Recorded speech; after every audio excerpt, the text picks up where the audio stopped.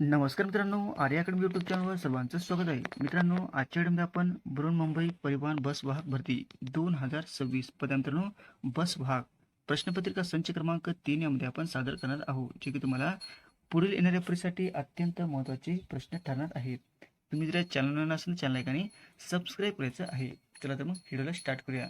प्रश्न पहिला असं बघा, नवीन शिक्षण मंत्री म्हणून कोणाची नियुक्ती करण्यात आलेली आहे? नवीन शिक्षण मंत्री म्हणून कोणाची नियुक्ती करण्यात आलेली आहे? प्रश्न खूप महत्त्वाचा मित्रांनो. ऑप्शन क्रमांक 4 म्हणजे प्रल्हाद जोशी यांची नवीन शिक्षण मंत्री म्हणून नियुक्ती करण्यात आलेली आहे. हे आपले योग्य आन्सर होईल.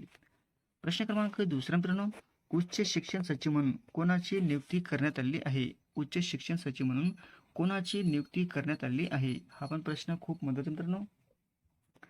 ऑप्शन क्रमांक 3 म्हणजे नरेश पाल गंगावार यांची उच्च शिक्षण सचिव म्हणून त्यांची नियुक्ती करण्यात आली आहे. कोणा मित्रांनो? नरेश पाल गंगावार हे आपलं योग्य आन्सर होईल. प्रश्न क्रमांक तिसरा मित्रांनो, पंतप्रधान मोदी यांनी परीक्षेच्या सुधारणेसाठी कोणाच्या अध्यक्षतेमध्ये स्टॉक्स फोर्सची घोषणा केलेली आहे? बघा, पंतप्रधान मोदी यांनी परीक्षेच्या सुधारणेसाठी कोणाच्या अध्यक्षतेमध्ये टॉक्स फोर्सची घोषणा करण्यात आली आहे? ऑप्शन क्रमांक 2 म्हणजे नील केनी यांची नियुक्ती करण्यात आली आहे, म्हणजे यांची घोषणा करण्यात आली आहे. हे आपलं योग्य आन्सर होईल.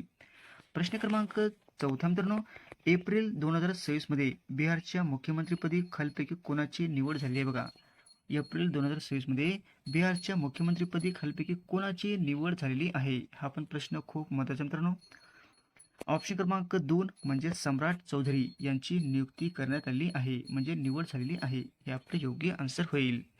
प्रश्न क्रमांक 5 मित्रांनो, कॉमनवेल्थ गेम 2026 मध्ये भारतासाठी पहिले सुवर्णपदक कोणी जिंकलेले आहे? कॉमनवेल्थ गेम्समध्ये 2026 मध्ये भारतासाठी पहिले सुवर्णपदक हे कोणी जिंकलेले आहे? म्हणजे कोण जिंकून दिलेले आहे? ऑप्शन क्रमांक 2 म्हणजे मीराबाई चानू या महिलेने पहिले सुवर्णपदक जिंकलेले आहे. हे आपलं योग्य आन्सर होईल. प्रश्न क्रमांक 6 मित्रांनो, पुरुष हिंद केसरी 2026चा विजेता कोण ठरला? बघा, पुरुष हिंद केसरी 2026चा विजेता कोण ठरलेला आहे? प्रश्न खूप महत्त्वाचा मित्रांनो. आपण ऑप्शन क्रमांक 1 म्हणजे महेंद्र गायकवाड याने काय मित्रांनो पुरुष हिंद केसरी 2026 मध्ये ते विजेता ठरलेला आहे. हे आपले योग्य आन्सर होईल. प्रश्न क्रमांक 7 मित्रांनो, उत्तर प्रदेशमधील सारनाथ भारताचे कितवे युनेस्कोचे जागतिक स्थळ बनलेले आहे? बघा, उत्तर प्रदेशामधील सारनाथ भारताचे कितवे युनेस्कोचे जागतिक स्थळ बनलेले आहे? हा पण प्रश्न खूप महत्त्वाचा मित्रांनो, तुम्हाला विचारण्याची खूप शक्यता आहे. ऑप्शन क्रमांक 3 म्हणजे 45वे स्थान बनलेले आहे. कोणते स्थान बनले आहे मित्रांनो? सारनाथ. हे आपले योग्य आन्सर होईल. प्रश्न क्रमांक 8 मित्रांनो, सराव दस्ता लीक कोणत्या 2 देशामधील लष्करी सराव आहे? बघा, सराव दस्ता लीक कोणत्या 2 देशामधील हा सराव आहे? ऑप्शन क्रमांक 2 म्हणजे भारत आणि उझबेकिस्तान. कोणता मित्रांनो? भारत आणि उझबेकिस्तान हे काय मित्रांनो सराव दस्त लीक या लष्करी सरावाचे नाव आहे मित्रांनो. हे आपलं योग्य आन्सर होईल. प्रश्न क्रमांक 9 मित्रांनो, मे 2026 मध्ये प्रसार भारतीचे नवीन अध्यक्ष म्हणून कोणाची नियुक्ती करण्यात आली? बघा, मे 2026 मध्ये प्रसार भारतीचे नवीन अध्यक्ष म्हणून कोणाची नियुक्ती करण्यात आलेली आहे? प्रश्न हा पण खूप महत्त्वाचा मित्रांनो. ऑप्शन क्रमांक 3 म्हणजे प्रसून जोशी. काय मित्रांनो? ऑप्शन क्रमांक 3 आहे प्रसून जोशी यांची प्रसार भारतीचे म्हणजे नवीन अध्यक्ष म्हणून त्यांची नियुक्ती करण्यात आली आहे. हे आपले योग्य आन्सर होईल. प्रश्न क्रमांक 10 मित्रांनो, हिंद केसरी 2026 ची स्पर्धा कुठे आयोजित करण्यात आली होती? बघा, हिंद केसरी 2026 ची स्पर्धा कोणत्या ठिकाणी आयोजित करण्यात आली होती? ऑप्शन क्रमांक 1 म्हणजे सातारा या ठिकाणी आयोजित करण्यात आली होती. हे आपले योग्य आन्सर होईल. प्रश्न क्रमांक 11 मित्रांनो, बांगलादेशमध्ये आयोजित महिला कबड्डी विश्वचषक 2025 कोणी जिंकले? बघा, बांगलादेशमध्ये आयोजित महिला कबड्डी विश्वचषक 2026 2025 कोणी जिंकलेली आहे? बघा, बांगलादेशमध्ये आयोजित महिला कबड्डी विश्वचषक 2025 ही स्पर्धा कोणी जिंकलेली आहे? म्हणजे कोणत्या देशाने जिंकलेली आहे असा प्रश्न मित्रांनो. ऑप्शन क्रमांक 1 म्हणजे भारत देशाने जिंकलेली आहे. हे आपलं योग्य आन्सर होईल. प्रश्न क्रमांक 12 मित्रांनो, पंतप्रधान नरेंद्र मोदी यांचे दुसरे प्रधान सचिव म्हणून कोण नियुक्ती झाली बघा? पंतप्रधान नरेंद्र मोदी यांचे दुसरे प्रधान सचिव म्हणून कोणाची म्हणजे नियुक्ती करण्यात आली आहे? ऑप्शन क्रमांक 1 म्हणजे शक्तिकांत दास यांची नियुक्ती करण्यात आली आहे. हे आपले योग्य आन्सर होईल. प्रश्न क्रमांक 13 मित्रांनो, महिला हिंद केसरी 2026चा विजेता कोण ठरला बघा? महिला हिंद केसरी 2026चा विजेता कोणता म्हणजे कोण ठरलेले आहे असा प्रश्न मित्रांनो. ऑप्शन क्रमांक 1 म्हणजे काजल धोचक. कोण आहे मित्रांनो? काजल धोचक. ही काय मित्रांनो महिला हिंद केसरी 2026चा विजेतेपद पटकावणारी महिला आहे. हे आपलं योग्य आन्सर होईल. प्रश्न क्रमांक 14 मित्रांनो, भारतीय स्पर्धा आयोग म्हणजे CCI चे नवीन अध्यक्ष म्हणून कोणाची नियुक्ती करण्यात आली बघा? भारतीय स्पर्धा आयोग CCI चे नवीन अध्यक्ष म्हणून कोणाची नियुक्ती करण्यात आलेली आहे?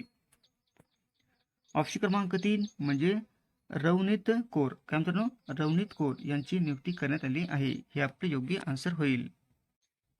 प्रश्न क्रमांक 15 मित्रांनो, जानेवारी 2026 मध्ये भारतीय जनता पक्षाचे म्हणजे BJP सर्वात युवा राष्ट्रीय अध्यक्ष कोण झाले बघा? जानेवारी 2026 मध्ये भारतीय जनता पक्षाचे म्हणजे BJP चे सर्वात युवा अध्यक्ष कोण ठरलेले आहेत? ऑप्शन क्रमांक 3 म्हणजे नितीन नवीन. काय मित्रांनो? नितीन नवीन यांची नियुक्ती झाली आहे. हे आपलं योग्य आन्सर होईल. प्रश्न क्रमांक 16 मित्रांनो, खेलो इंडिया ट्रायबल गेम्स 2026 चे यजमानपद कोणत्या राज्याकडे होते बघा? खेलो इंडिया ट्रायबल गेम्स 2026 चे यजमानपद कोणत्या राज्याकडे होते? ऑप्शन क्रमांक 3 म्हणजे छत्तीसगड या राज्याकडे होते. हे आपलं योग्य आन्सर होईल. प्रश्न क्रमांक 17 मित्रांनो, संघ लोकसेवा आयोग म्हणजे UPSC चे नवीन अध्यक्ष कोण झाले बघा? संघ लोकसेवा आयोग UPSC चे नवीन अध्यक्ष कोण झालेले आहेत? ऑप्शन क्रमांक 2 म्हणजे डॉक्टर अजय कुमार यांची नियुक्ती झालेली आहे. हे आपले योग्य आन्सर होईल. प्रश्न क्रमांक 18 मित्रांनो, पंचगंगा तेरी चे आत्मचित्र खालीपैकी कोणाचे बघा? पंचगंगा तेरी हे आत्मचित्र खालीपैकी कोणाचे आहे? ऑप्शन क्रमांक 2 म्हणजे डॉक्टर जयसिंगराव पवार यांचे आहे. हे आपले योग्य आन्सर होईल. प्रश्न क्रमांक 19 मित्रांनो, एकात्मिक ग्रामीण विकास कार्यक्रम डॅड्या साली पूर्ण देशभरात लागू करण्यात आला बघा? एकात्मिक ग्रामीण विकास कार्यक्रम डॅड्या साली पूर्ण देशभरामध्ये लागू करण्यात आलेला आहे. ऑप्शन क्रमांक 1 म्हणजे 1980 ला करण्यात आलेला आहे. हे आपले योग्य आन्सर होईल. प्रश्न क्रमांक 20 मित्रांनो, कोणत्या साली रिझर्व्ह बँक ऑफ इंडिया म्हणजे RBI चे राष्ट्रीयकरण करण्यात आले बघा? कोणत्या साली रिझर्व्ह बँक ऑफ इंडिया म्हणजे RBI चे राष्ट्रीयकरण करण्यात आले आहे? ऑप्शन क्रमांक 3 आहे. ओके मित्रांनो, ऑप्शन क्रमांक 3 म्हणजे 1949 ला राष्ट्रीय करण्यात आले आहे. म्हणजे राष्ट्रीयकरण करण्यात आले आहे. कोणत्या बँकेचे मित्रांनो? RBI. हे आपले योग्य आन्सर होईल. प्रश्न क्रमांक 21 मित्रांनो, फुलानो या शब्दात असणारी विभक्ती ओळखायची बघा? फुलानो या शब्दात असणारी विभक्ती आपल्याला ओळखायची आहे. ऑप्शन क्रमांक 1 म्हणजे संबोधन. काय मित्रांनो? संबोधन आहे. हे आपले योग्य आन्सर होईल. प्रश्न क्रमांक 22 मित्रांनो, शेतात पीक दिसतात शेतकरी आनंदाने नाचू लागला वाक्याचा प्रकार ओळखायचा आहे. शेतामध्ये पीक दिसताच शेतकरी आनंदाने नाचू लागला आहे. या वाक्यात आपला प्रकार ओळखायचा आहे. ऑप्शन क्रमांक 2 म्हणजे केवळ वाक्य आहे. हे आपलं योग्य आन्सर होईल. प्रश्न क्रमांक 23 मित्रांनो, मोहनजोदाडो हे शहर सध्या कोणत्या देशामध्ये बघा? मोहनजोदाडो हे शहर सध्या कोणत्या देशामध्ये आहे? ऑप्शन क्रमांक 2 म्हणजे पाकिस्तान या देशामध्ये आहे. हे आपलं योग्य आन्सर होईल. प्रश्न क्रमांक 24 मित्रांनो, सत्यमेव जयते हे वचन कोणत्या उपनिषदातून घेतले आहे बघा? सत्यमेव जयते हे वचन कोणत्या उपनिषदातून घेतलेले आहे? ऑप्शन क्रमांक 2 म्हणजे मुंडक. त्यानंतर मुंडक या उपनिषदातून घेतलेले आहे. हे आपलं योग्य आन्सर होईल. प्रश्न क्रमांक 25 मित्रांनो, गायत्री मंत्र कोणत्या वेदात आहे बघा? गायत्री मंत्र हे कोणत्या वेदामध्ये आहे? ऑप्शन क्रमांक 1 म्हणजे ऋग्वेदामध्ये गायत्री मंत्र आहे. हे आपलं योग्य आन्सर होईल. प्रश्न क्रमांक 26 मित्रांनो, त्रिपिटक हा कोणत्या धर्माचा प्रमुख ग्रंथ आहे बघा? त्रिपिटक हा कोणत्या धर्माचा प्रमुख ग्रंथ आहे? ऑप्शन क्रमांक 2 म्हणजे बौद्ध धर्माचा हा त्रिपिटक हा प्रमुख ग्रंथ आहे. हे आपलं योग्य आन्सर होईल. प्रश्न क्रमांक 27 मित्रांनो, खालपैकी कोणता वेद सर्वात प्राचीन मानला जातो बघा? खालपैकी कोणता वेद आहे जो सर्वात प्राचीन मानला जातो? ऑप्शन क्रमांक 2 म्हणजे ऋग्वेद. ऋग्वेद काय मित्रांनो सर्वात प्राचीन मानला जाणारा वेद आहे. हे आपलं योग्य आन्सर होईल. प्रश्न क्रमांक 28 मित्रांनो, जो परिश्रम करतो तो यशस्वी होतो. हे वाक्य काय आहे बघा. जो परिश्रम करतो तो यशस्वी होतो हे वाक्य कोणते आहे? ऑप्शन क्रमांक 3 म्हणजे मिश्र वाक्य आहे. हे आपलं योग्य आन्सर होईल. प्रश्न क्रमांक 29 मित्रांनो, नदी या शब्दाचा समानार्थी शब्द कोणता बघा. नदी या शब्दाचा समानार्थी शब्द आपल्याला सांगायचा आहे. ऑप्शन क्रमांक 1 म्हणजे सरिता. सरिता म्हणजे नदी या शब्दाचा समानार्थी शब्द आहे. हे आपलं योग्य आन्सर होईल. प्रश्न क्रमांक 30 मित्रांनो, जो ऐकेल तो शिकेल. हे कोणत्या प्रकारचे वाक्य बघा. जो ऐकेल तो शिकेल हे कोणत्या प्रकारचे वाक्य आहे? ऑप्शन क्रमांक 3 म्हणजे मिश्र वाक्य आहे. हे आपलं योग्य आन्सर होईल. अशा होते मित्र आपले 30 प्रश्न अत्यंत महत्त्वाचे वारंवार परीक्षेला विचारले जाणारे. तुम्हाला जर व्हिडिओ आवडल्यास लाईक आणि चॅनलला सबस्क्राईब करायचं आहे. भेटू पुढच्या व्हिडिओमध्ये. धन्यवाद.